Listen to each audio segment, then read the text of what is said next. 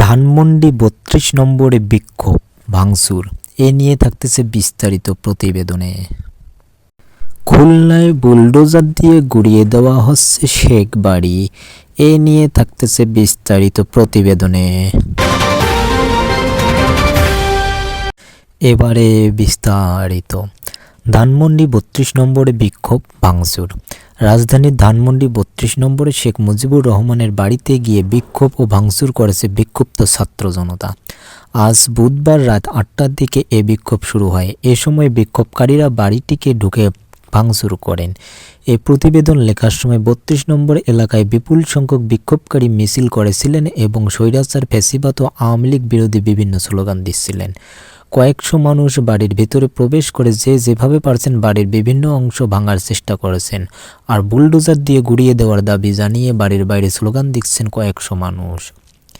এর আগে জুলাই গণ অভ্যুত্থানের মুখে পালিয়ে ভারতে অবস্থান নেওয়া স্বৈরা শাসক শেখ হাসিনার ভাষণ দেওয়াকে কেন্দ্র করে ফেসবুকে ধানমন্ডির ৩২ নম্বর অভিমুখে বুলডোজার মিছিলের কর্মসূচির ডাক দেয় ২৪-এর বিপ্লবী ছাত্র জনতা। পাশাপাশি মার্চ টু ধানমন্ডি ৩২ কর্মসূচির ঘোষণাও করা হয়।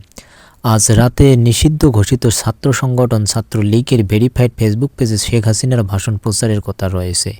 একে কেন্দ্র করে আজ বিকেলে ধানমন্ডির ৩২ নম্বর বাড়িটি গুড়িয়ে দেওয়ার হুঁশিয়ারি দিয়ে ফেসবুকে একাধিক পোস্টে দেন ইনকিলাব মঞ্চের আহ্বায়ক ও জাতীয় নাগরিক কমিটির সদস্য শরীফ ওসমান হাদি। অভ্যুত্থানে অংশ নেওয়া শিক্ষার্থী ও অনলাইনে অ্যাক্টিভিটি ঘোষণা দেন। ঠিক যে সময় শেখ হাসিনা বক্তব্য দেওয়া শুরু করবেন তখন এই ধানমন্ডির ৩২ নম্বরে ভবনে ভাঙচুর চালানো হবে।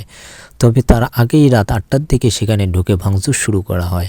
রাত ৮টার আগেই রাজধানীর বিভিন্ন এলাকা থেকে ধানমন্ডিতে গিয়ে ৩২ নম্বরের বাড়িটিতে প্রথমে ফটক ভেঙে ফেলা হয়, পরে বাড়ির ভেতরে ঢুকে ভাঙচুর শুরু করা হয়। রাত ৮টা ৪০ ভবনের বিভিন্ন এবং তৃতীয় তলায় একটি জায়গায় আগুন জ্বলতে দেখা যায়।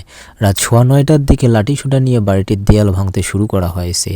এর আগে সন্ধ্যা ৭টার দিকে বৈষম্যবিরোধী ছাত্র আন্দোলনের আহ্বায়ক হাসনাত আবদুল্লাহ এক ফেসবুক পোস্টে বলেন, আজ রাতে বাংলাদেশ ফ্যাসিবাদের তীর্থভূমি মুক্ত হবে। শেখ মুজিবুর রহমান তার এই বাসভবন থেকে মুক্তিযুদ্ধের আগে দিনগুলোতে দিক নির্দেশনা দিতেন। ১৯৭৫ সালে ১৫ই আগস্ট বঙ্গবন্ধু তার স্ত্রী, পুত্র, পুত্রবধূ সহ আত্মীয়দের হত্যা করা হয়েছিল এইখানে। এই বাড়িটিকে স্মৃতি জাদুঘর হিসেবে গড়ে তোলা হয়েছিল। জুলাই গণ অভ্যুত্থানে স্বৈরতান্ত্রিক আওয়ামী লীগ সরকারের পতনের পর গত ৫ আগস্টে ধানমন্ডির ৩২ নম্বর বাড়িতে হামলা, ভাঙচুর ও অগ্নিসংযোগ করেছিল বিক্ষুব্ধ জনতা। এরপর থেকে বাড়িটি অনেকটা পরিত্যক্ত অবস্থায় ছিল। খুলনায় বুলডোজার দিয়ে গুড়িয়ে দেওয়া হচ্ছে শেখ হাসিনার বাড়ি। খুলনায় বুলডোজার দিয়ে গুড়িয়ে দেওয়া হচ্ছে ছাত্র জনতার অভ্যুত্থানের মুখে দেশ থেকে পালিয়ে যাওয়া সাবেক প্রধানমন্ত্রী শেখ হাসিনার চাচার বাড়ি। আজ বুধবার রাত ৯টার দিকে বৈষম্যবিরোধী ছাত্র আন্দোলনের নেতাকর্মীরা ঘোষণা দিয়ে ওই ভাঙচুর চালান।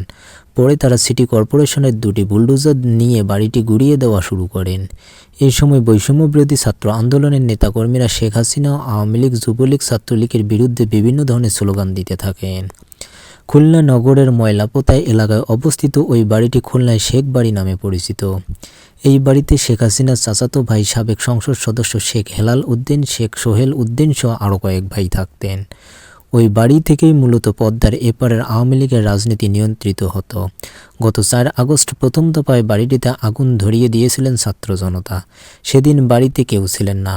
৫ আগস্ট গণ অভ্যুত্থানের পর আবারও ভাঙচুর, অগ্নিসংযোগ করা হয়েছিল এবং লুটপাটও করা হয়েছিল। এরপর বাড়িটিতে শুধু ইট পাথরের কাঠামোই অবশিষ্ট ছিল।